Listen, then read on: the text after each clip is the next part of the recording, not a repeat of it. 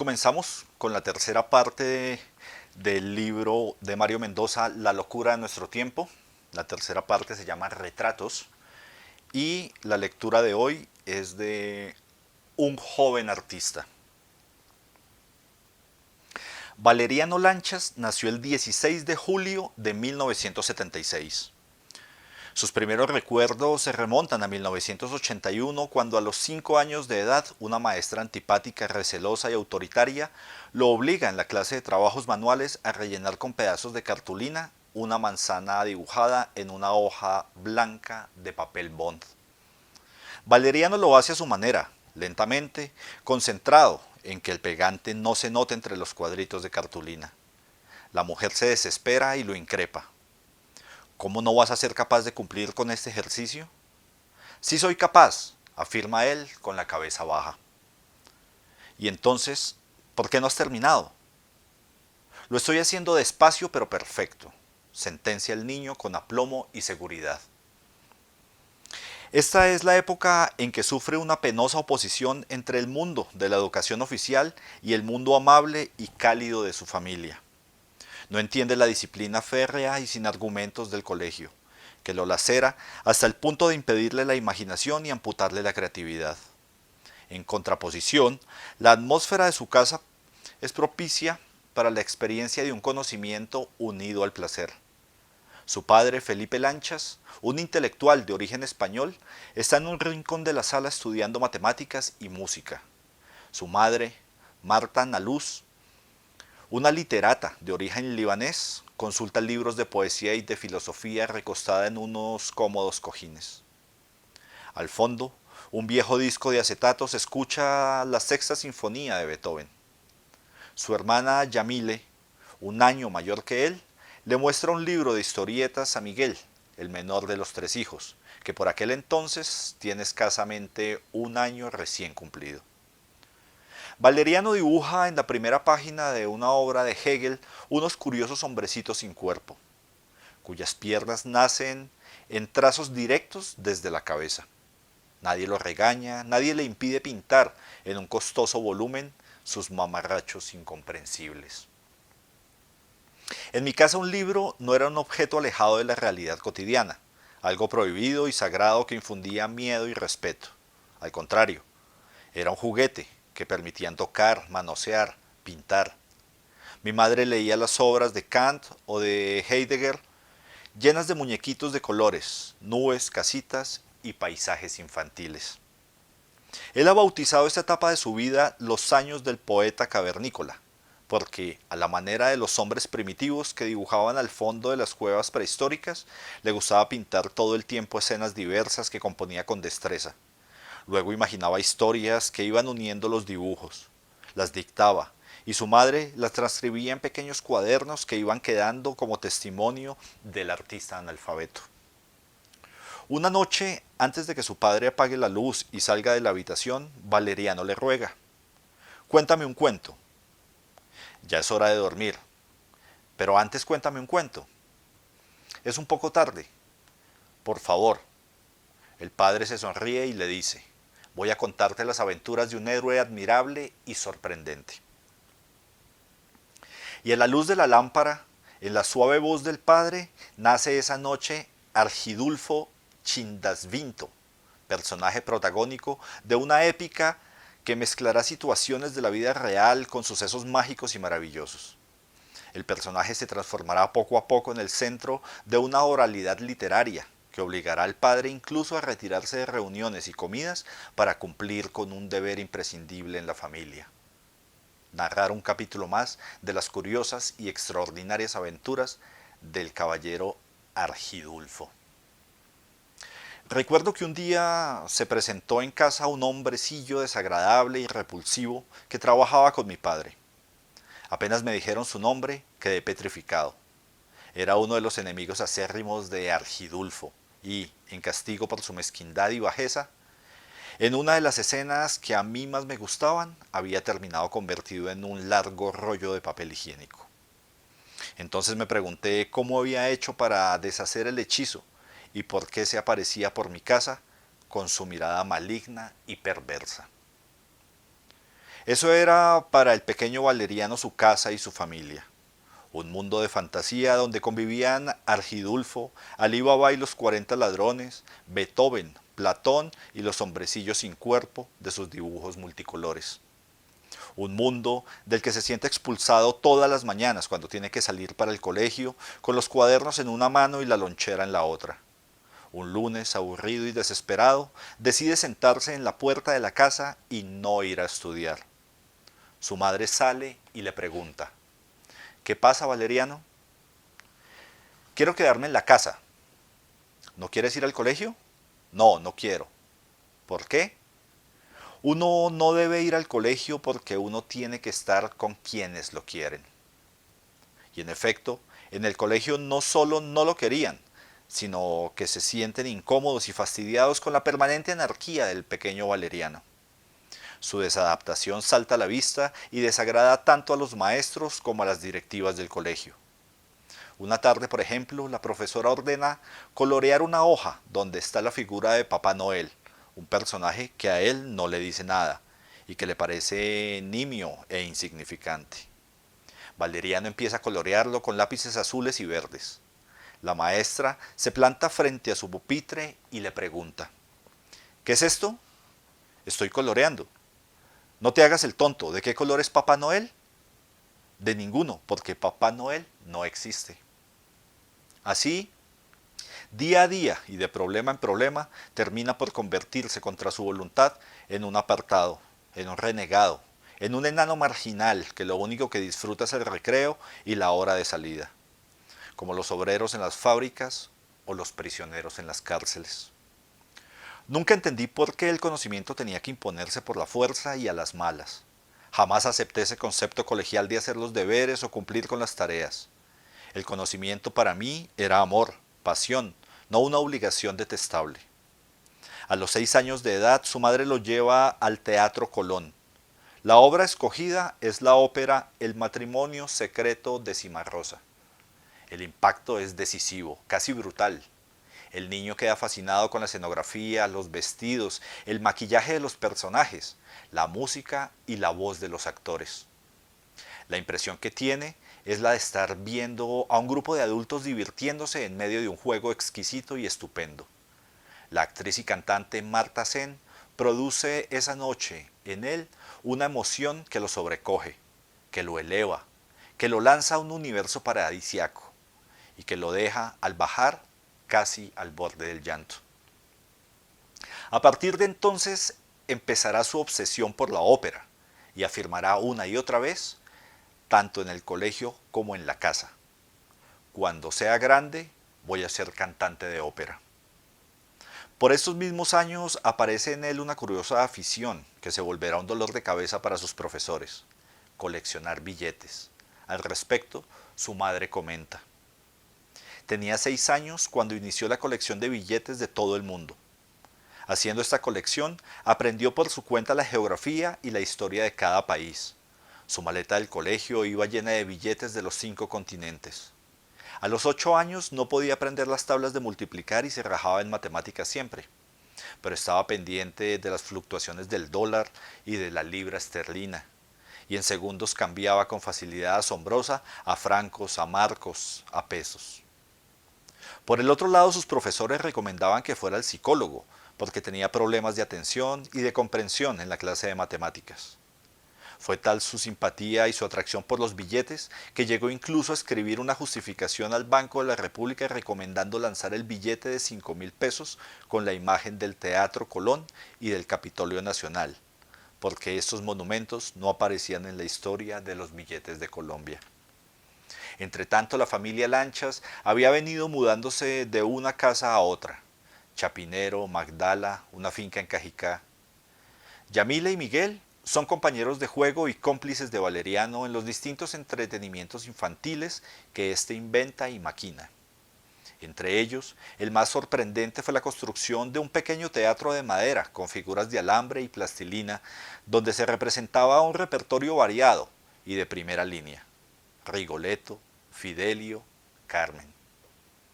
Los muñecos de plastilina eran elaborados con minucia y rigor, y luego había que cortar y coser en miniatura los ropajes apropiados para la ocasión. Con el exprimidor del ajo, el pequeño Valeriana hacía las cabelleras largas y ensortijadas de los personajes. Su caja mágica quedó bautizada como la Nueva Ópera de Colombia. Director Valeriano Lanchas. Escenografía Yamile Lanchas. Tramoyista Miguel Lanchas. Lo inverosímil del juego es que allí, amasados en plastilina de distintos colores, estaban cantantes como Ana Moffo, Pavarotti o Renata Scotto, que luego en su formación serían fundamentales para él. Parece mentira, pero Ana Moffo fue la persona encargada de presentarme cuando canté en el club de Harvard de Nueva York. Y Renata Scotto ha sido profesora mía en el Instituto Curtis, en Filadelfia. Es como si se hubieran escapado de la pequeña caja de madera para volverse personas de carne y hueso en la vida real. Sin embargo, finalizando su niñez, una tarde decide desaparecer el teatro. El telón, los ropajes, los muñecos, las diminutas pelucas y las reservas de plastilina. Mete todo en una bolsa negra de plástico y lo arroja a la basura sin consultarle a nadie. Cuando su madre se da cuenta de lo sucedido, le pregunta: ¿qué pasó con el teatro de ópera? Lo tiré a la basura. ¿Por qué? Iré a hacer audiciones a la ópera de verdad. De ahora en adelante, el teatro será el mundo y él dejará atrás el papel de pequeño Dios para convertirse en un muñeco más gobernado por hilos invisibles. La entrada en la adolescencia está marcada por la lectura de la novela La ciudad y los perros de Vargas Llosa, que lo atrapa desde la primera página y le indica que la niñez está cerrada y clausurada definitivamente. La novela del peruano es un rito de iniciación en los misterios de la primera juventud. Valeriano queda perplejo ante la capacidad de este escritor de escribir la vida de un grupo de muchachos en un colegio militar Leoncio Prado de Lima. Aprendí con Vargas Llosa el peligro, el odio, la cobardía, la astucia, la valentía, la injusticia, el amor que desciende del corazón a los testículos. Cuando cerré el libro, supe que jamás volvería a ser el mismo individuo. ¿Qué personaje recuerdas con mayor claridad? Es inevitable no pensar en el jaguar, en su coraje casi sobrenatural, pero tengo un especial cariño por Alberto. Me parecía más cercano a mí cuando leí la novela por primera vez. ¿Seguiste leyendo a este escritor? Todo, sus libros y también sus artículos periodísticos y sus reportajes. La fiesta del chivo me pareció uno de los mejores análisis sobre los desastres de las dictaduras en América Latina. ¿No intentaste ser escritor? Valeriano se ríe y levanta los brazos. Claro que sí. Mientras ensayaba y perfeccionaba mi voz como tenor, me dediqué a escribir no sé cuántos comienzos de novelas que nunca terminé. Quién sabe, de pronto algún día me decido a llegar hasta el final, aunque el resultado sea un desastre. ¿Quién influyó en ti en ese periodo de formación como cantante? Marta Sen. A ella le debo muchos secretos importantes del oficio, pero sobre todo su actitud seria y responsable en un medio tan venenoso como el del arte. Tú sabes bien que la envidia es un deporte que se practica más de lo que uno quisiera. Nadie puede asomar la cabeza porque los francotiradores comienzan a disparar. Ella me enseñó a concentrarme en mi trabajo sin dejarme contaminar por la malicia ajena. ¿Tienes preferencia por algún grupo de música que no pertenezca al mundo de la ópera? Queen. Me encanta ver a Freddie Mercury en el escenario riéndose de sí mismo, modificándose a cada paso, reinventándose. ¿Y en pintura?